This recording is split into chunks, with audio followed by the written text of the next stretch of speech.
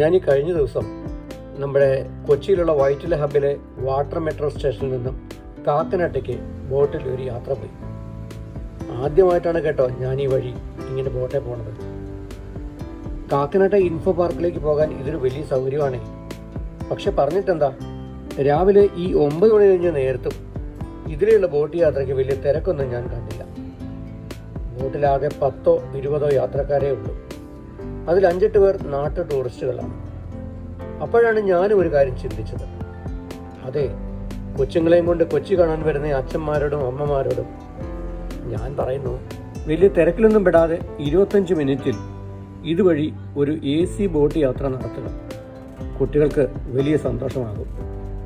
പക്ഷെ ഒന്നുണ്ട്, വാട്ടർ മെട്രോയുടെ ഹൈക്കോർട്ട് ജെട്ടിയിൽ നിന്നും ഫോർട്ട് കൊച്ചിയിലേക്കോ വൈപ്പിനിലേക്കോ പോകുമ്പോഴുള്ള കിടിലൻ സൈറ്റ് സീയിങ് ഒന്നും ഇവിടെയില്ല. ഈ കാക്കനാട് റൂട്ടിലേക്ക് ചിത്രപ്പുഴയുടെ ഓളപ്പരപ്പിലൂടെ ഗ്രാമക്കാഴ്ചകൾ കണ്ടുകൊണ്ടൊരു സുഖയാത്ര നടത്തും.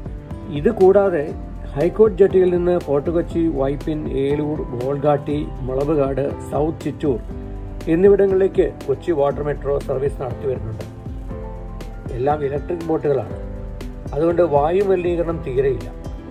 മാത്രമല്ല, ബസ്സിലും മറ്റും പോകുമ്പോഴുള്ള സമയനഷ്ടവും ഒഴിവാക്കാം. കൊച്ചിയിൽ ഓടിക്കൊണ്ടിരിക്കുന്ന മെട്രോ റെയിൽവേക്കുള്ളതുപോലെ ടിക്കറ്റ് കൗണ്ടറുകളും സൗകര്യങ്ങളുമാണ് വാട്ടർ മെട്രോയ്ക്ക്. മറ്റൊന്ന്, മെട്രോ റെയിലിൽ യാത്ര ചെയ്യാനുള്ള കൊച്ചി 1 മെട്രോ കാർഡുകൾ ഉപയോഗിച്ച് വാട്ടർ മെട്രോയിലും യാത്ര ചെയ്യാമെന്നുള്ളതാണ്. സ്ഥിരം യാത്രക്കാർക്ക് വിവിധ കാലയളവിലേക്കുള്ള പാസും കിട്ടും. വൈറ്റിലയിൽ നിന്നും കാക്കനാട്ടേക്ക് വാട്ടർ മെട്രോയിൽ യാത്ര ചെയ്യാൻ 30 രൂപയേ ഉള്ളൂ. 25 മിനിറ്റാണ് യാത്രാ സമയം. ഹൈക്കോർട്ട് ജെട്ടിയിൽ നിന്ന് നമുക്ക് പല സ്ഥലത്തേക്കും ഇതുപോലെ കുറഞ്ഞ പൈസയ്ക്ക് ബോട്ടിൽ പോകാവുന്നതേ ഉള്ളൂ. ഇത്തവണത്തെ വിനോദയാത്ര അത് വാട്ടർ മെട്രോയിലൂടെ ആവട്ടെ. ഇതാണ് കാക്കനാട് വാട്ടർ മെട്രോ സ്റ്റേഷൻ.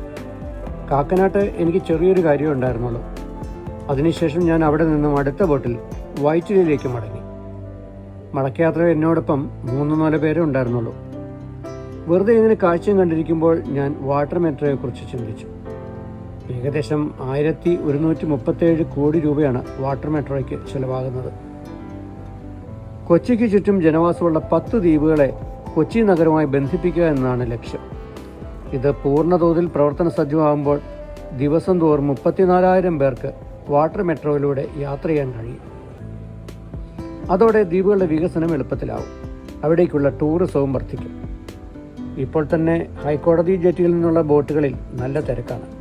ഇന്നാൾ ഞാൻ പോയിരുന്നു. ഇനി പോകുമ്പോൾ കുട്ടികളെയും ഒപ്പം കൂട്ടണമെന്ന് വിചാരിക്കുന്നു. ബോട്ട് വൈറ്റിലയിൽ എത്തിയല്ലോ. ഇവിടെ ഇപ്പോൾ ബസ് സ്റ്റേഷനും മെട്രോ റെയിൽവേ സ്റ്റേഷനും വാട്ടർ മെട്രോ സ്റ്റേഷനും അടുത്തടുത്താണ്. അതെന്തായാലും നന്നായി.